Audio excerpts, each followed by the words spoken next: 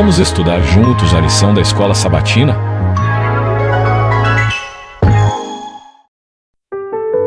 Lição 2. A sarça ardente. Verso para memorizar.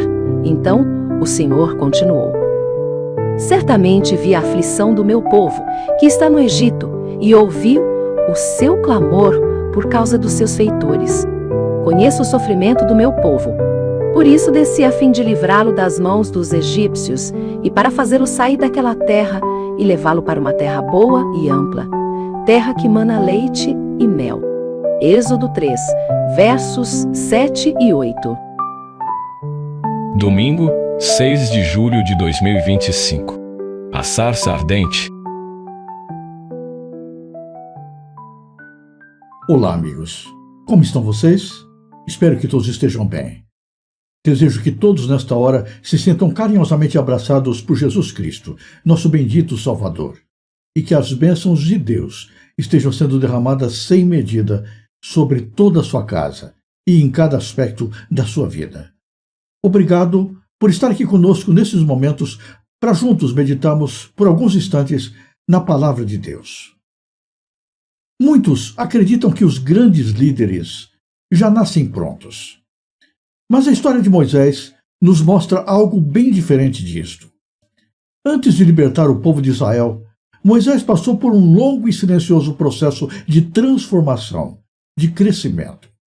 Hoje vamos refletir sobre os anos de deserto que moldaram um dos maiores líderes da história bíblica e o que essa história tem a nos ensinar hoje sobre tempo, paciência e chamado divino.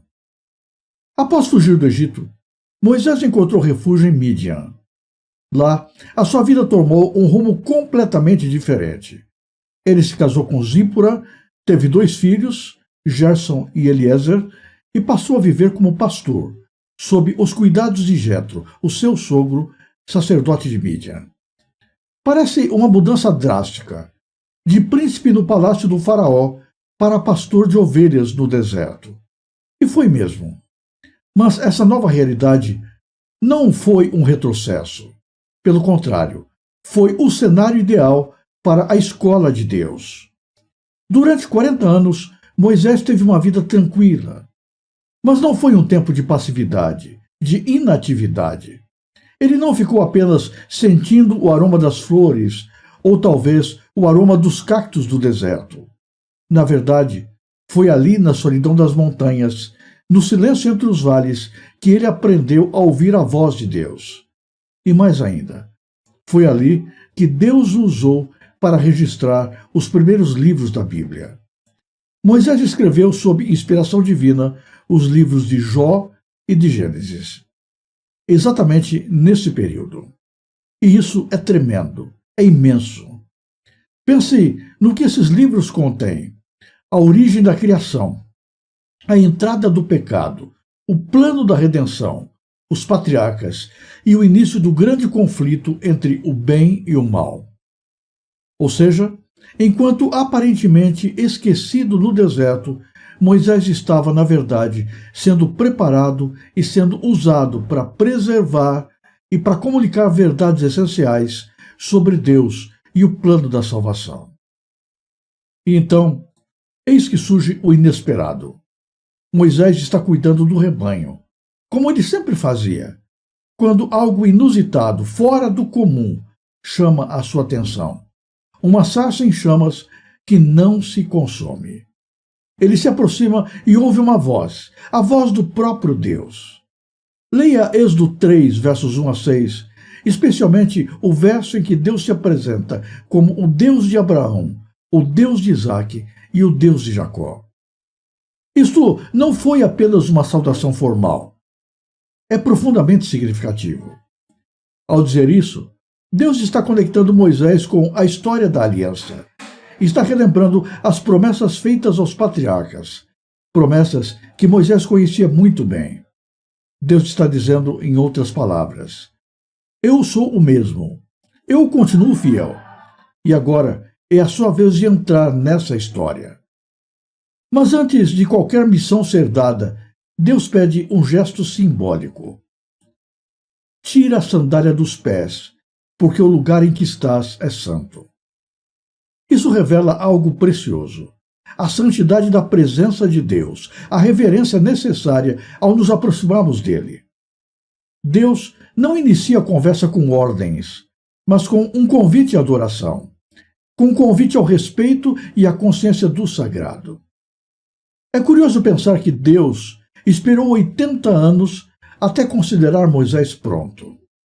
E isso nos ensina uma lição muito valiosa sobre tempo e paciência. Em nosso mundo imediatista, nós queremos respostas rápidas. Buscamos crescimento acelerado, promoções instantâneas. Mas os métodos de Deus são muito diferentes. Deus valoriza o processo. Deus molda o caráter, não apenas habilidades.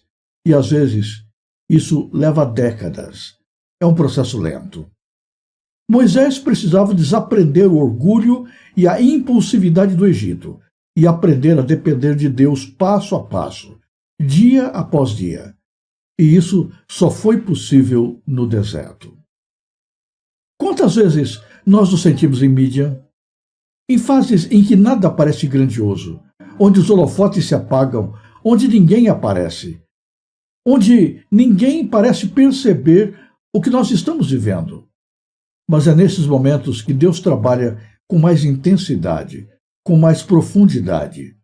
O silêncio do deserto é onde nós ouvimos melhor a voz de Deus.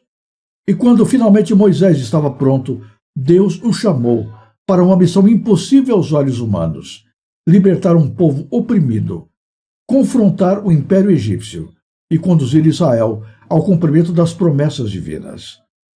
Mas tudo começou com um coração quebrantado, com uma mente aberta ao aprendizado e com um encontro com o Deus dos seus antepassados. Hoje, talvez você esteja no deserto, mas lembre-se, desertos não são lugares de esquecimento. Desertos são salas de aula de Deus. Se Ele está te moldando no silêncio, é porque há algo maior à frente. Espere nele. Caminhe com Ele. E quando chegar o tempo certo, a sarça vai arder e você entenderá que está pisando em um território sagrado. Se você foi tocado por essa mensagem, compartilhe com alguém que também precisa lembrar que o tempo de Deus é perfeito. Até o nosso próximo encontro, e que a presença do Deus de Abraão, o Deus de Isaque e o Deus de Jacó continue sempre guiando cada um dos seus passos. Se você gostou deste vídeo, ajude a divulgá-lo.